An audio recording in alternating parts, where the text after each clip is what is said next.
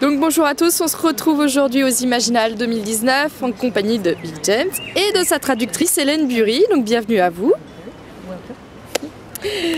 Donc vous êtes l'autrice des Puissants chez Nathan. Donc le premier c'était Esclave, le second Ego et le dernier Libre. Libre vient tout juste de sortir chez Nathan, enfin tout juste en avril. Est-ce que vous pouvez nous expliquer un petit peu comment est née cette série, d'où elle est partie?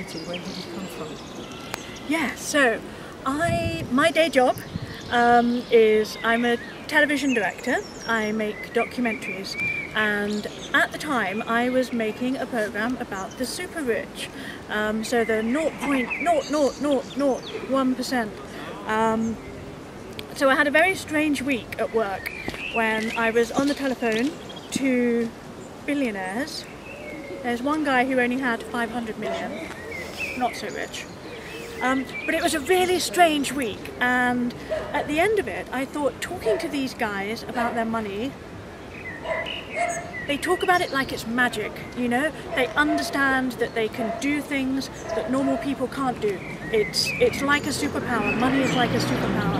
And I thought, I want to write that book. I really want to write that book. It can be about politics and economics, it could be relevant, but it'll also have magic, because for me, every book is better with magic.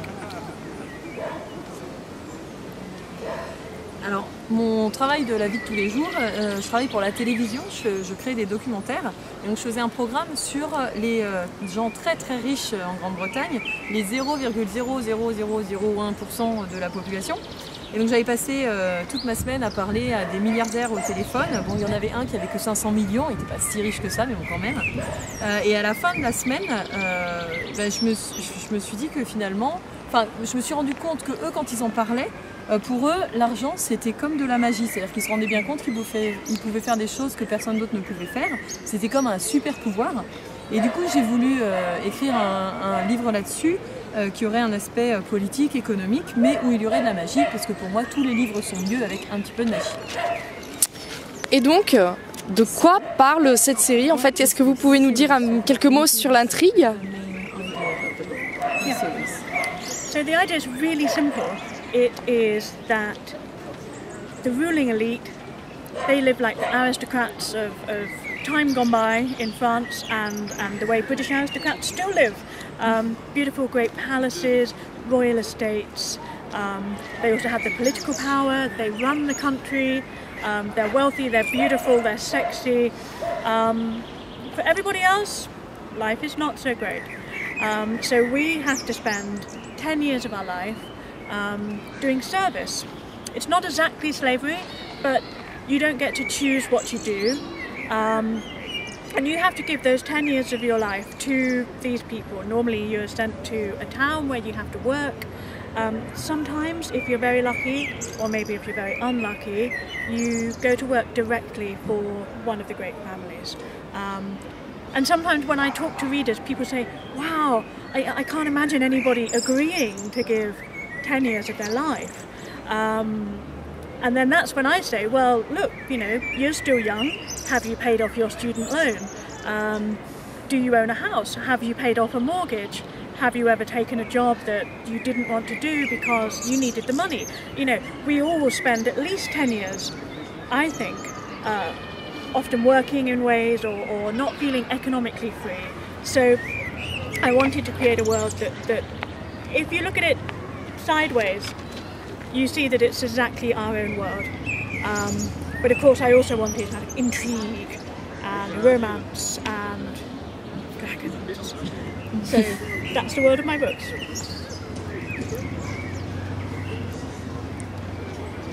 Alors l'idée est assez simple, je parle d'une élite qui règne sur le pays. C'est l'équivalent de l'aristocratie que vous aviez avant en France et que nous on a toujours en Grande-Bretagne. Donc ils gèrent la politique du pays, ils gèrent le pays tout court. Ils sont beaux, ils sont sexy, ils sont intelligents. Bon, la vie des autres est beaucoup moins sympa. Et donc tous les autres doivent 10 ans de leur vie, alors c'est pas exactement de l'esclavage mais c'est quand même le principe, on ne choisit pas ce qu'on fait. Donc les gens doivent 10 ans de leur vie à cette élite. Et des fois on est envoyé dans une ville où on travaille dur, d'autres fois si on a de la chance ou pas de chance, parce que ça dépend comment on voit les choses, on est envoyé pour travailler pour une de ces grandes familles. Et donc quand j'ai commencé à parler de cette idée de roman autour de moi, on m'a dit qui serait d'accord pour accorder 10 ans de sa vie comme ça à d'autres gens.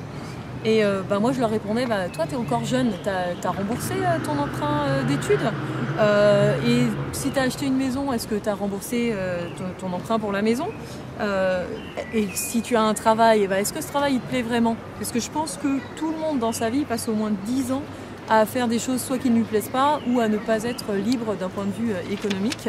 Et donc si techniquement on regarde l'histoire du coin de l'œil, on se rend compte que c'est exactement le même monde que le nôtre, mais je voulais aussi rajouter de l'intrigue, de la romance et des dragons. Des dragons? Can I say? Coin de l'œil. Ouais, coin de l'œil. It's great. I love that phrase in French. It's so good. Donc elle aime beaucoup l'expression coin de l'œil. Very good. That's exactly what I want to do. Donc dans Les Puissants, en fait, on suit les destins de deux frères, Abby et Luke, qui, face à l'ordre établi, vont décider de se rebeller. Est-ce que vous pouvez nous dire quelques mots à leur sujet, comment vous les avez créés? Est-ce que on peut voir en eux une part de vous, de ce que vous pensez de la société, en fait? Yeah, wow. So in the book, there is a very normal family, the Hadleys. They have 3 children. There's Abby, the eldest. She's 18. She's very smart. She's very sensible. But she also has these sort of romantic ideas, maybe quite naive ideas. And she looks at the elite and she doesn't see cruel, privileged people. She sees something that is quite glamorous and that's quite attractive.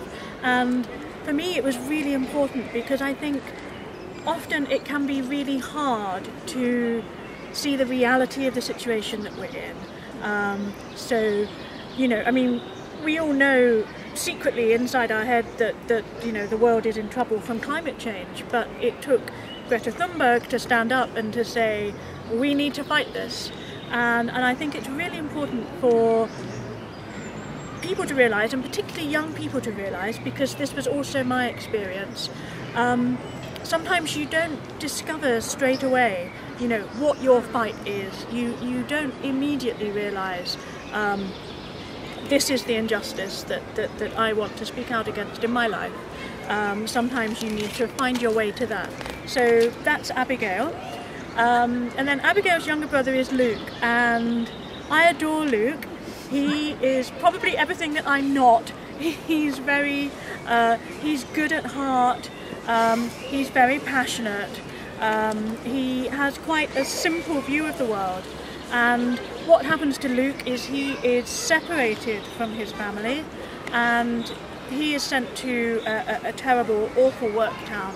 And he sees immediately, you know, with his own experience and the people he meets, he understands straight away that this is the real price of this world. So Luke immediately sort of starts trying to fight this. He joins a group of rebels in the city. So Luke throws himself into the fight. I wish I could be like Luke. I'm probably much more like Abigail. Dans la série, on suit une famille tout à fait normale qui s'appelle les Hadley. Ils ont 3 enfants. D'abord, il y a Abigail qui a 18 ans, qui est intelligente mais qui est assez naïve. Elle a tendance à lire des romans sur l'élite. Pour elle, c'est très glamour tout ça. Et pour moi, c'était vraiment important d'avoir un personnage comme ça parce qu'il est parfois difficile pour n'importe qui de voir la réalité telle qu'elle est au final. Parce que par exemple, on sait tous qu'on est mal parti avec le changement climatique, hein, que ça va pas bien se passer, et il a fallu Greta Thunberg pour qu'on commence vraiment à avoir un mouvement qui se mette en route. Et moi je voulais justement que les gens comprennent que parfois on ne trouve pas tout de suite quelle est notre vocation, quel est notre combat, vers quoi on va se tourner, et du coup ça c'est le cas d'Abigail. Et après il y a Luke, c'est le petit frère d'Abigail. Alors lui c'est l'inverse de moi. Il a un grand cœur, il est passionné, mais il se retrouve séparé de sa famille très tôt dans l'histoire et il est envoyé dans une ville où on travaille à l'usine, c'est assez violent. Alors qu'Abigail, elle est envoyée dans la famille, dans une famille riche. Oui, c'est ça. Abigail is sent to a rich family. Yes. Oui, c'est ça. Exactly. Et donc du coup, lui il se retrouve séparé dans cette ville et du coup il voit tout de suite qu'il y a un problème parce que clairement la situation là-bas elle est assez terrible. Il voit qu'ils ont un prix, c'est vraiment un prix très élevé à payer et du coup il se met tout de suite à lutter. Il va rejoindre un groupe de rebelles pour lutter contre ce système et même si j'aimerais beaucoup être comme Luc, je suis beaucoup plus proche d'Abigail. C'est pour ça peut-être que vous avez choisi d'écrire une dystopie. Est-ce que c'était plus simple en fait pour parler de certains sujets, surtout à destination de jeunes lecteurs, pour les sensibiliser peut-être?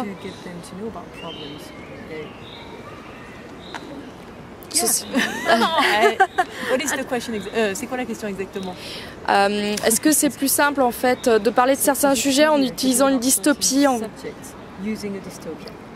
Basically, why the dystopia? Yeah, for me, it's not a dystopia. It's just reality. Yeah, it's reality. I wanted to create something that was about all of the issues that I'm really passionate about. Partly because in my day job I have to be quite neutral. I'm a journalist. So I think maybe my books are like my secret thoughts. But I also think that, traditional politics can be quite off-putting. Yeah, it's quite dry, it's not very sympathetic, it's a bunch of old men, and it's difficult sometimes to feel excited about this. For me at my age, but I think particularly for young people, when I meet younger readers, they're so frustrated and they can't connect with this world of old men in Parliament.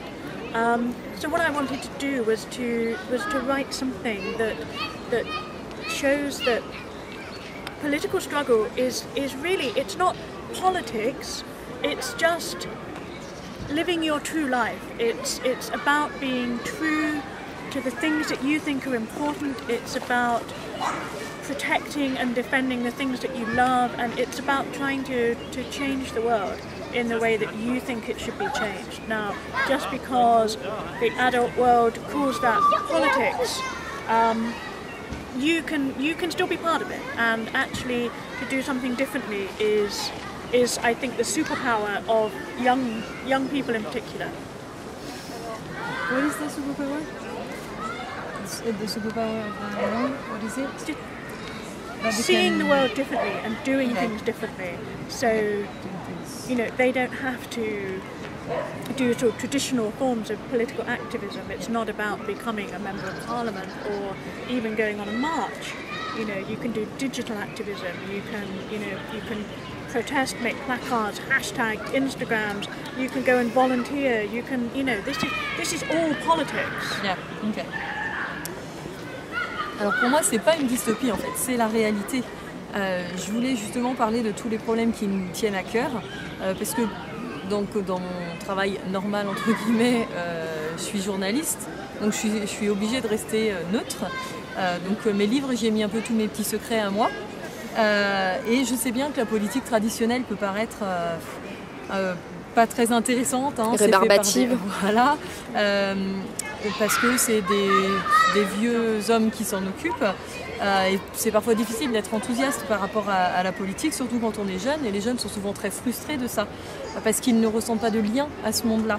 Et justement, ce que je voulais leur montrer, c'est que quand on lutte politiquement, c'est pas forcément de la politique. Ce qu'il faut, c'est être fidèle à ses valeurs, à son cœur, changer le monde comme on le voudrait. Parce que même si les adultes appellent ça de la politique, on peut en faire partie et avoir des super pouvoirs de façon qui ne soit pas traditionnelle. C'est-à-dire qu'on peut faire les choses à notre façon, on peut être actif d'un point de vue numérique sur Instagram ou se porter volontaire pour des choses. Tout ça, c'est de la politique, pas traditionnelle, mais ça reste de la politique. On est acteur en fait des événements. Yeah, yeah, and what we see in the book is, so Luke immediately knows what action he has to take. You know, it's sabotage, it's fighting back, it's protest, and he finds a group of people with the same beliefs, and you know, they are strong together, and that is that's amazing, that's brave. When I was Luke's age, there is no way I would have the courage to do something like that. And what I wanted to show in Abigail is someone who takes a bit longer to work out what they can do and also what they're willing to do. And I think Abigail really surprises herself. She starts off you know, thinking about sort of personal relationships, you know, sort of friendships, alliances, and then she begins to understand that you can do something huge. So that's what book 3 is all about. I think we have some young activists off the camera. I think they're going to change the world.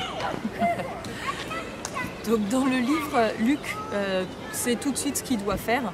Il va faire des sabotages, il va participer à des protestations et il va rejoindre un groupe de rebelles.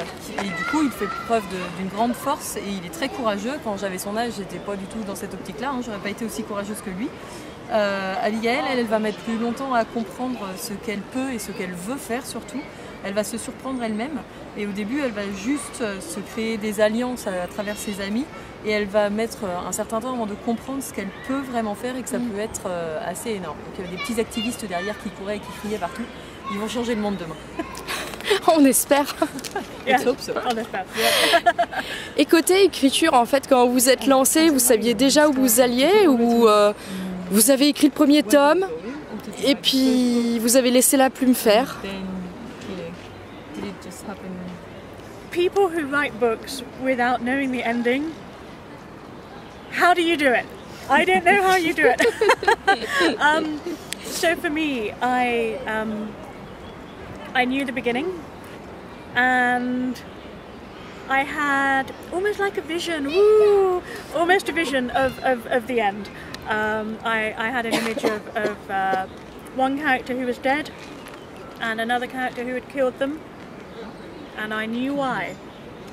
And that was the point that I was sort of writing towards. And I also had, I knew that other big things had to happen. The thing I love in movies and in television, I love big spectacles. You know, if you've got beautiful, evil cities, you want to destroy them. If you have treacherous families, they've got to fight each other.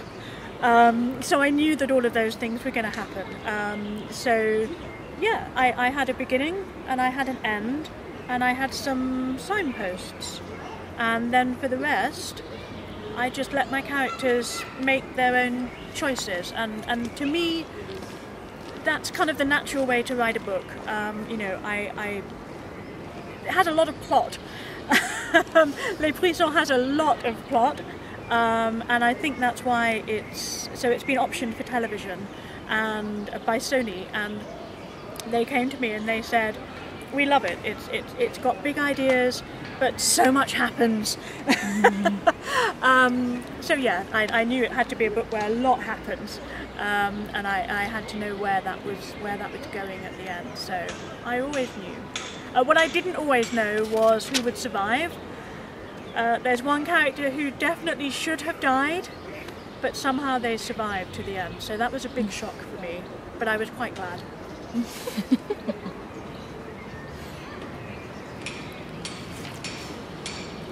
Alors, pour les gens qui écrivent des romans et qui ne savent pas où ils vont, mais comment vous faites? Moi, je comprends pas. Moi, j'ai commencé à écrire, j'avais le début de l'histoire et j'avais une espèce de vision de la fin. Je savais qu'il y avait des personnages principaux qui devaient mourir, je savais qu'un autre devait le tuer et je savais pourquoi. Donc je voulais tendre vers ça. Après, je savais aussi qu'il devait se passer plein d'autres choses entre deux. Moi, j'aime bien les choses un peu spectaculaires, donc je voulais que, par exemple, s'il y avait un grand bâtiment où c'était les méchants qui géraient, il devait exploser, que s'il y avait des grandes familles, elles devaient se battre entre elles. Donc en gros, j'avais le début, j'avais la fin. Au milieu, c'est le choix qui est fait par les personnages au fur et à mesure. Donc pour moi, c'est ça ma façon naturelle d'écrire. Par contre, je voulais vraiment une intrigue. D'ailleurs, Sony a acheté les droits pour la télévision et du coup, ils m'ont dit ah mais on adore, il y a des super idées dans cette histoire et surtout, il se passe beaucoup de choses. Mais moi, je savais où j'allais. Alors, il y a juste un truc, il y a un personnage, il devait mourir. Et je sais pas comment, mais il a survécu. Et c'est la seule vraiment grosse surprise. Mais sinon, je savais où j'allais. Sony, c'est pour une série animée ou avec des vrais personnages? Real characters. So, yeah, basically a drama series like okay. House of Cards, Big Little Lies, Game of Thrones. Am I allowed to say Game of Thrones? Oui, donc ça va être des vrais personnages. Donc ça va être une série dramatique du genre House of Cards. Et bon, si j'ai le droit de le dire, Game of Thrones, j'ai le droit de le dire? Oui, il y a des dragons. Ah bah oui, there's dragons in Game of Yeah, Thrones. maybe. Evil Downton Abbey. Oh, you think Evil Downton Abbey. Evil Downton Abbey. Yeah, yeah. Donc une version Downton Abbey mais en maléfique. Yeah. Maybe Harry Potter, if Voldemort won. Harry Potter si Voldemort avait gagné. I think. Ouais. D'un coup, c'est beaucoup plus sombre. Hein. It's very dark. Yeah. Yeah, it's dark, but it's exciting. And Mais est-ce que Rogue survit dans votre version d'Harry Potter? Professor. Je sais pas en anglais. Snake. Snape. Yeah. Snape. Professor Snape. Yeah, does he survive in your version? Probably not. Oh. Professor Snape was always going to die. Bon alors je supporte pas là. Non, je suis désolée, agree with you. Donc oui, non, Rogue il meurt dans cette version-là. C'est pas drôle. Professor Snape is he is my favourite Harry Potter character. Yeah. Yeah. You too? Of course. Because he is not white or black, he's shades of grey and he chooses for love. Oui, il but est his fidèle brain à son knows it's cœur. wrong. Yeah. Je trouve qu'il a le plus bel amour qui soit en fait. Enfin, It's beautiful love. yeah. Et du coup oui, Rogue est mon personnage préféré I understand. parce qu'il n'est ni blanc ni noir, il est plusieurs teintes de gris et effectivement il est toujours fidèle à son amour. C'est un personnage tellement tragique. He is tragic. Yeah. Yeah. He is. He is, but life is tragic. Non. La vie c'est tragique. Non. We heart Professor Snape. Petit Life cœur is pour le up. professeur Snape.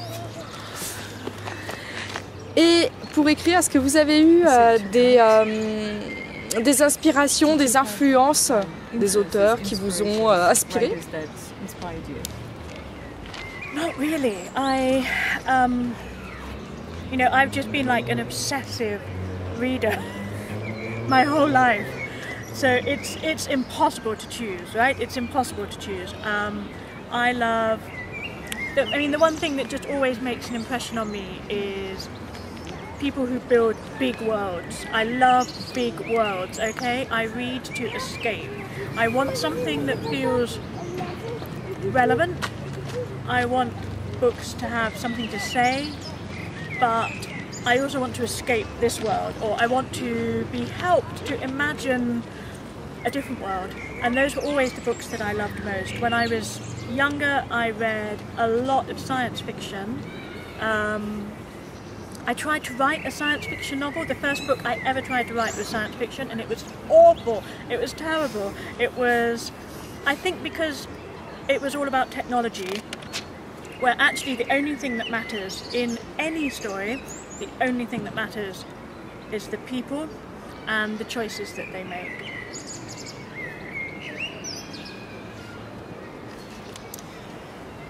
Alors non, il n'y a pas vraiment un auteur qui m'aurait spécialement influencée. Je suis une lectrice compulsive depuis toujours et c'est impossible pour moi de choisir. Par contre, ce qui m'a toujours vraiment beaucoup plu, c'est quand il y a un grand monde de créer. Moi, ce que je veux, c'est m'évader quand je lis.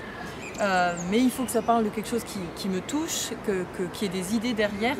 Mais vraiment, il faut que ça m'aide à m'évader. Et mes lectures m'ont beaucoup aidé à imaginer d'autres mondes. J'ai beaucoup lu de science-fiction quand j'étais plus jeune. J'ai essayé d'écrire un roman de science-fiction, c'était une catastrophe. Parce que je me suis concentrée uniquement sur la technologie, alors qu'en fait dans toutes les histoires, quelle que soit l'histoire, ce qui compte ce sont les personnages et leurs choix.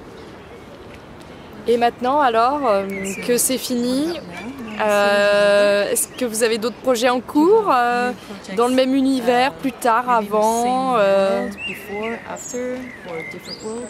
Well, so two things to say. I have finished a new book, and it's still a Vic James book. So it is an alternate contemporary America.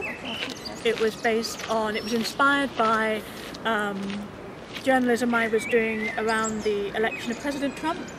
So I was in America when there were the women's marches, and maybe you might remember that the singer Lana Del Rey said that all of the witches should unite and hex President Trump, and I thought that's an interesting idea. So I've written a book that's like that, and it's a little bit different. It's not a saga, it's a thriller. It has multiple voices, but they're all adults.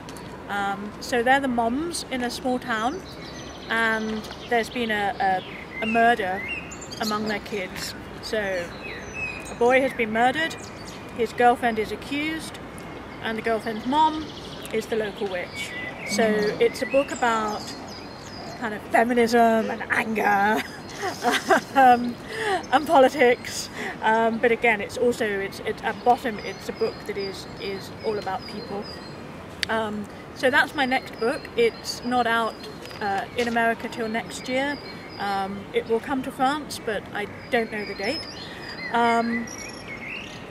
What I would love, my secret project, is if you have finished Les Puissants, I would love to write a book that begins 5 years afterwards, and when you finish book 3 you will know why, so I'm not going to say anything else. Alors il y a deux choses, je viens de finir d'écrire un roman, donc c'est toujours de moi, par Vic James.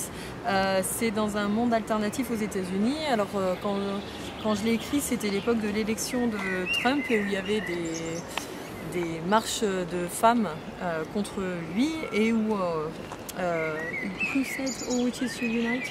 So Lana Del Rey, Lana je connais pas le nom. Singer and witch. Ah ok, c'est une chanteuse et une sorcière qui a dit que toutes les sorcières devaient s'unir pour jeter un sort à Trump. Donc ça me paraissait être une bonne idée. Donc dans mon livre c'est un peu la même situation. Alors c'est plus une série, c'est un thriller. Il y a plusieurs voix dans le roman, ce sont toutes des voix d'adultes. C'est l'histoire de maman dans une ville qui, dans cette ville, il y a eu un meurtre de petit garçon, de jeune, on va dire. Sa petite amie est accusée et la mère de la petite amie est une sorcière. Donc c'est une histoire sur le féminisme, la colère, la politique et les gens, forcément. Et qui arrive à point avec les histoires qui se passent en Alabama et en Géorgie. Well, yeah, and while I was writing, so okay, but we begin with Trump women's marches, hexes. When I was doing my edits, we had the Judge Kavanaugh hearing. Do you remember that? That was a woman came forward and alleged that Kavanaugh had raped her at a party, when they were both students. And there's a storyline in the book that is a little like that, and I thought, my God, am I writing fiction or am I writing reality? Yeah, it's women's anger is very loud at the moment, and I wanted to. Donc oui, effectivement, pour rebondir, il faudra que je finisse le truc d'avant après. Oui, je suis désolée, je t'ai coupé en milieu. I'm so sorry.